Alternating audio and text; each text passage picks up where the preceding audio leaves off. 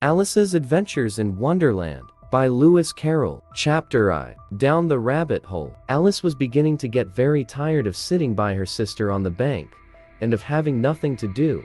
Once or twice, she had peeped into the book her sister was reading, but it had no pictures or conversations in it. And what is the use of a book, thought Alice, without pictures or conversations? So she was considering in her own mind as well as she could, for the hot day made her feel very sleepy and stupid, whether the pleasure of making a daisy chain would be worth the trouble of getting up and picking the daisies, when suddenly, a white rabbit with pink eyes ran close by her. There was nothing so very remarkable in that, nor did Alice think it so very much out of the way to hear the rabbit say to itself, oh dear, I shall be late." When she thought it over afterwards, it occurred to her that she ought to have wondered at this, but at the time, all seemed quite natural. But when the rabbit actually took a watch out of its waistcoat pocket and looked at it, and then hurried on, Alice started to her feet, for it flashed across her mind that she had never before seen a rabbit with either a waistcoat pocket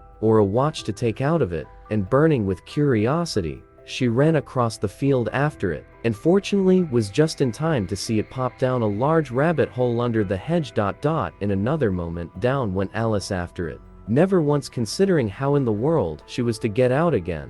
The rabbit hole went straight on like a tunnel for some way, and then dipped suddenly down, so suddenly that Alice had not a moment to think about stopping herself before she found herself falling down a very deep well. Either the well was very deep, or she fell very slowly, for she had plenty of time as she went down to look about her, and to wonder what was going to happen next. First, she tried to look down and make out what she was coming to, but it was too dark to see anything. Then she looked at the sides of the well, and noticed that they were filled with cupboards and bookshelves. Here and there she saw maps and pictures hung upon pegs. She took down a jar from one of the shelves as she passed. It was labeled orange marmalade, but to her great disappointment it was empty.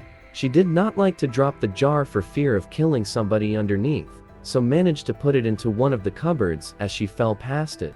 Well, thought Alice to herself, after such a fall as this, I shall think nothing of tumbling downstairs. How brave they'll all think me at home. Why, I wouldn't say anything about it, even if I fell off the top of the house, which was very likely true.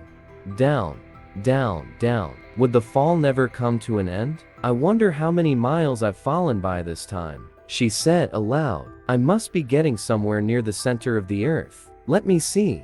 That would be 4,000 miles down, I think, for you see, Alice had learnt several things of this sort in her lessons in the schoolroom, and though this was not a very good opportunity for showing off her knowledge, as there was no one to listen to her, still, it was good practice to say it over. Yes, that's about the right distance, but then I wonder what latitude or longitude I've got to. Alice had no idea what latitude was, or longitude either, but thought they were nice grand words to say. Presently, she began again. I wonder if I shall fall right through the earth. How funny it'll seem to come out among the people that walk with their heads downward. The antipathies, I think. She was rather glad there was no one listening this time, as it didn't sound at all the right word. But I shall have to ask them what the name of the country is, you know. Please, ma'am, is this New Zealand or Australia? And she tried to curtsy as she spoke. Fancy curtsying as you're falling through the air. Do you think you could manage it? And what an ignorant little girl she'll think me for asking. No, it'll never do to ask. Perhaps I shall see it written up somewhere. Down. There was nothing else to do, so Alice soon began talking again. Din'll miss me very much tonight, I should think. Dinah was the cat. I hope they'll remember her saucer of milk at tea time. Dinah, my dear, I wish you were down here with me. There are no mice in the air, I'm afraid, but you might catch a bat, and that's very like a mouse, you know. But do cats eat bats, I wonder? And here, Alice began to get rather sleepy, and went on saying to herself, in a dreamy sort of way, do cats eat bats? Do cats eat bats? And sometimes, do bats eat cats? For you see, as she couldn't answer either question, it didn't much matter which way she put it. She felt that she was dozing off, and had just begun to dream that she was walking hand in hand with Dinah, and saying to her very earnestly, now, Dinah, tell me the truth. Did you ever eat a bat?" When suddenly, thump, thump, down she came upon a heap of sticks and dry leaves, and the fall was over. Alice was not a bit hurt, and she jumped up onto her feet in a moment. She looked up, but it was all dark overhead. Before her was another long passage, and the white rabbit was still in sight. Hurrying down it, there was not a moment to be lost. Away went Alice like the wind, and was just in time to hear it say, as it turned a corner, "Oh my ears and whiskers, how late it's getting." She was close behind it when she turned the corner, but the rabbit was no longer to be seen.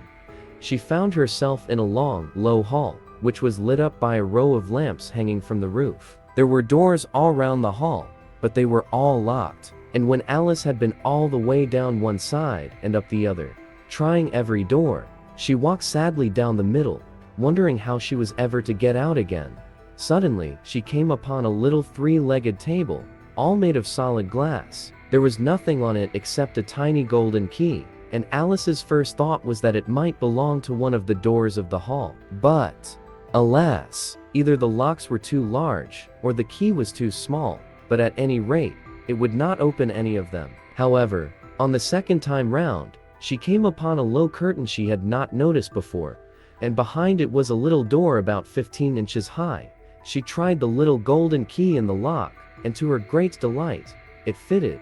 Alice opened the door, and found that it led into a small passage, not much larger than a rat hole. She knelt down and looked along the passage into the loveliest garden you ever saw. How she longed to get out of that dark hall, and wander about among those beds of bright flowers and those cool fountains. But she could not even get her head through the doorway. "And even if my head would go through," thought poor Alice, "it would be of very little use without my shoulders. Oh, how I wish I could shut up like a telescope. I think I could, if I only knew how to begin." For, you see, so many out-of-the-way things had happened lately, that Alice had begun to think that very few things indeed were really impossible.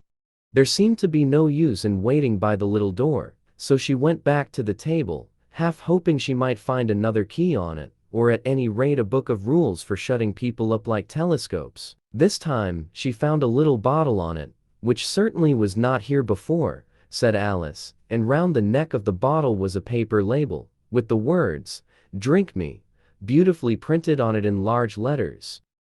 It was all very well to say, "Drink me," but the wise little Alice was not going to do that in a hurry. "No, I'll look first," she said, "and see whether it's marked poison or not." For she had read several nice little histories about children who had got burnt and eaten up by wild beasts and other unpleasant things, all because they would not remember the simple rules their friends had taught them, such as that a red-hot poker will burn you if you hold it too long, and that if you cut your finger very deeply with a knife, it usually bleeds. And she had never forgotten that, if you drink much from a bottle marked poison, it is almost certain to disagree with you, sooner or later.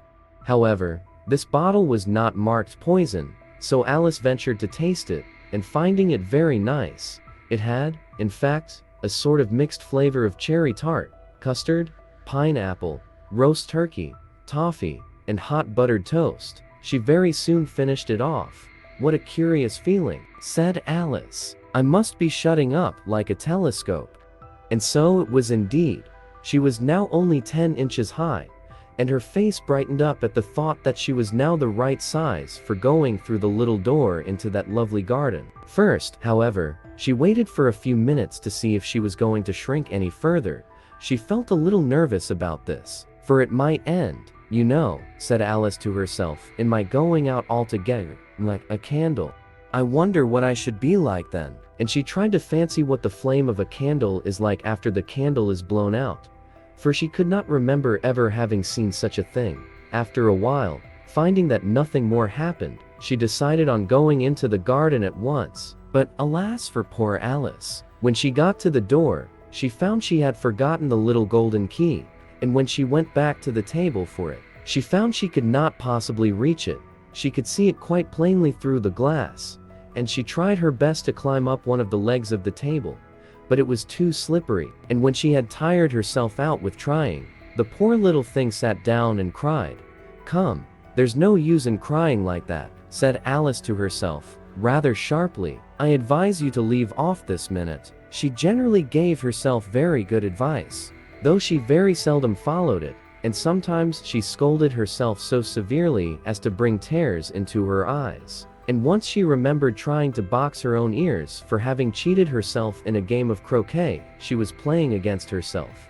For this curious child was very fond of pretending to be two people. But it's no use now, thought poor Alice, to pretend to be two people. Why, there's hardly enough of me left to make one respectable person. Soon, her eye fell on a little glass box that was lying under the table. She opened it, and found in it a very small cake, on which the words, "Eat me," were beautifully marked in currants. Well, I'll eat it, said Alice, and if it makes me grow larger, and reach the key. And if it makes me grow smaller, I can creep under the door. So either way I'll get into the garden, and I don't care which happens. She ate a little bit, and said anxiously to herself, "Which way? Which way?" holding her hand on the top of her head to feel which way it was growing, and she was quite surprised to find that she remained the same size. To be sure, this generally happens when one eats cake. But Alice had got so much into the way of expecting nothing but out of the way things to happen, that it seemed quite dull and stupid for life to go on in the common way. So she set to work, and very soon finished off the cake. To listen and enjoy Chapter 2, The Pool of Tears, subscribe the channel and press the bell icon. Don't forget to like story and put a comment.